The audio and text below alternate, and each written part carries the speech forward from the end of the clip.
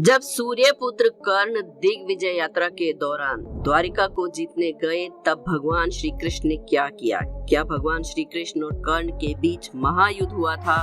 भगवान कृष्ण जैसा साहसी और महाबलशाली योद्धा द्वापर युग में कोई भी नहीं था, क्योंकि कृष्ण स्वयं भगवान विष्णु के अवतार थे।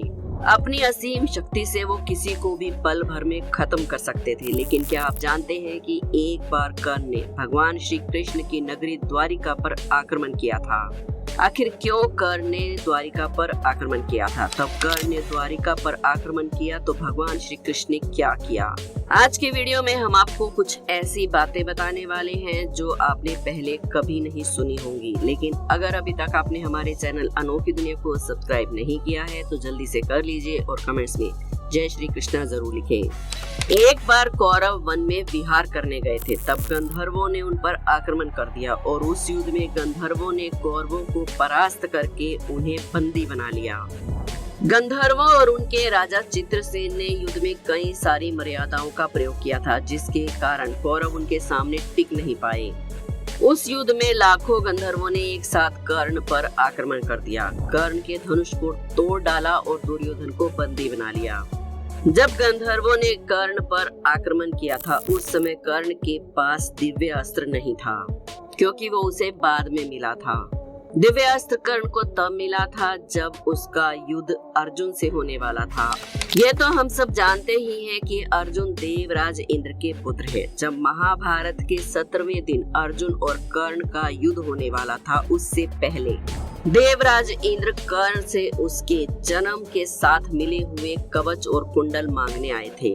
और कर्ण इतने बड़े दानवीर थे कि उन्होंने एक पल सोचे बिना ही अपने कवच और कुंडल देवराज इंद्र को दान में दे दिए थे, जिससे प्रसन्न होकर देवराज इंद्र ने कर्ण को दिव्य अस्त्र दिया था।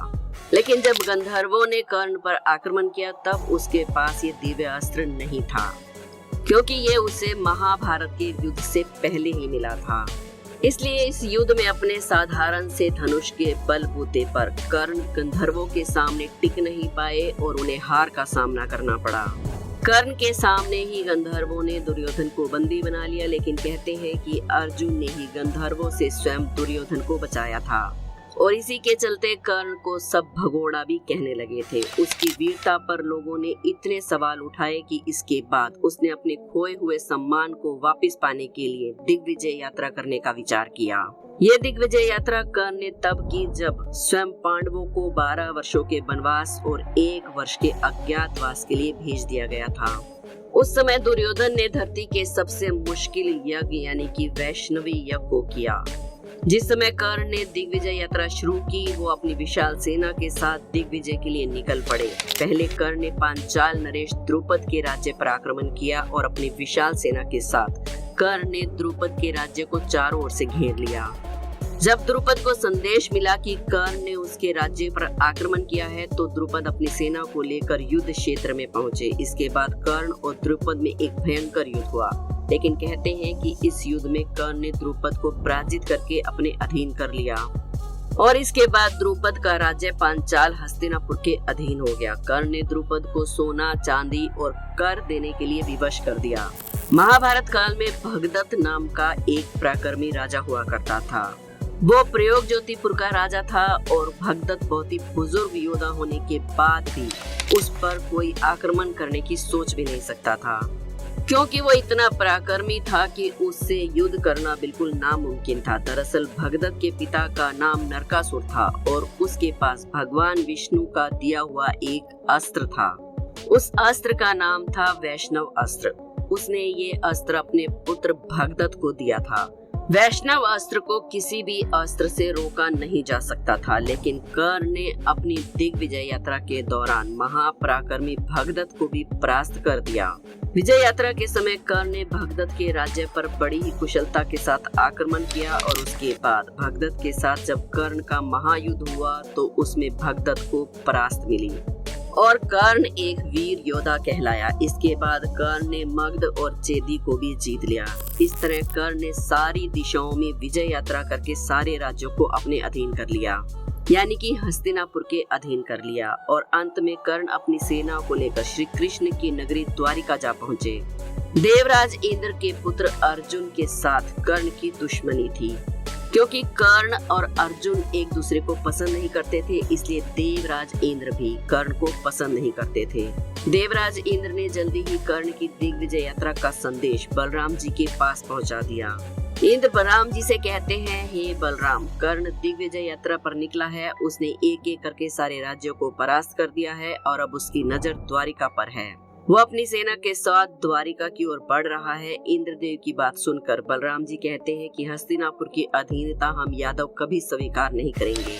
अगर कर्ण की सेना द्वारिका के द्वार पर पहुंची तो हम उसकी सेना के साथ उसे भी यमलोक द्वार पहुंचा देंगे और आज पूरा संसार बलराम के क्रोध को देखेगा। द्वारिका पर आक्रमण करने से पहले कर्ण को यमलोक भेज दूंगा।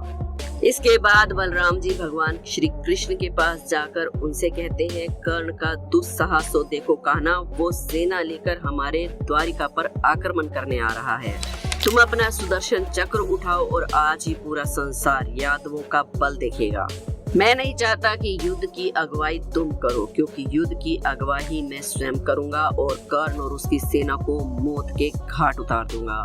बलराम जी को क्रोधित देखकर भगवान श्री कृष्ण ने उन्हें शांत करते हुए कहा कि हे दाऊ, आप पहले शांत हो जाइए। बिना कर्ण की मंशा को जाने हमें उससे युद्ध नहीं करना चाहिए। जितना मैं कर्ण को जानता हूँ वह सभी योद्धाओं से थोड़ा भिन्न है, यानी कि अलग है।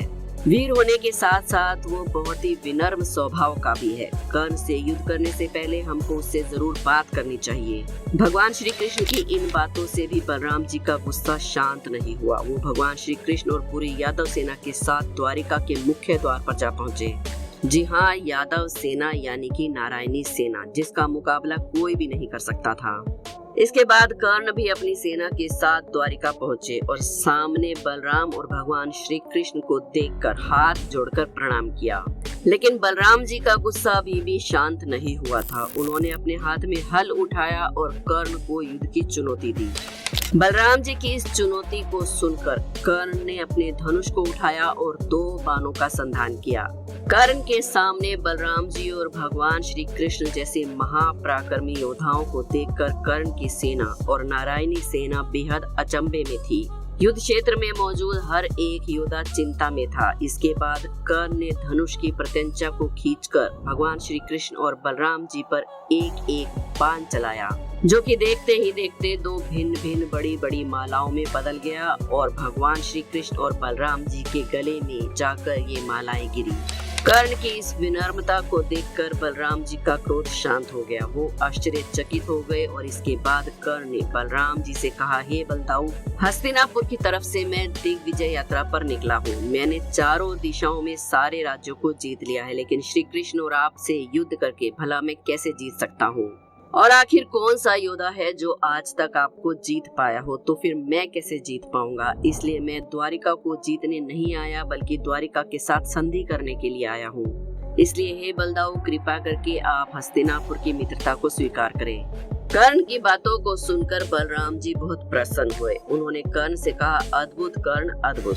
तुम्हारी इस विनम्रता को देखकर मैं बहुत प्रसन्न हूँ। मैंने बहुत से बड़े बड़े पराक्रमी योद्धा देखे, लेकिन उनके अंदर विनम्रता की बहुत कमी रहती है। लेकिन आज मैंने तुम्हें देखा तो मैं भी धन्य हो गया। समस्त राज्यों को जीतकर तुमने अपने पराक्रम की घोषणा तो कर दी, लेकिन साथ ही तुम्हारी विनम्रता को देखकर मैं बहुत प्रसन्न हूँ। इसलिए मैं हस्तिनापुर की मित्रता को स्वीकार करता हूँ। इसके बाद भगवान श्री कृष्ण और बलराम जी ने कर्ण को द्वारिका में आमंत्रित किया, जहाँ कर्ण समेत उसकी पूरी सेना को भोजन परोसा गया। वैसे तो कर्ण ने कई सारे राज्यों को परास्त करके उन राज्यों को अपने अधीन कर लिया था, यानी कि हस्तिनापुर के अधीन कर लिया था, लेकिन उसने द्वारिका पर आक्रमण नहीं किया और ना ही उनसे युद्ध करने की सोची, क्योंकि कर्ण भी जानता था कि यहाँ पर शेषनाग और स्वयं श्री हरि के अवतार मौजूद हैं। इसलिए यहाँ कोई साधारण मनुष्य तो क्या, देवता तक भी युद्ध करने की नहीं सोच सकते। आप इस बारे में क्या सोचते हैं? हमें कमेंट्स में जरूर बताएं। वीडियो पसंद आई हो तो एक लाइक जरूर करें। हमारे चैनल अनोखी दुनिया को सब्सक्राइब करके बेल आइकन को जरूर प्रेस कर लें। कमेंट्स में जय श्री कृष्ण जरूर लिखें। कल फिर मिलेंगे एक और वीडियो में।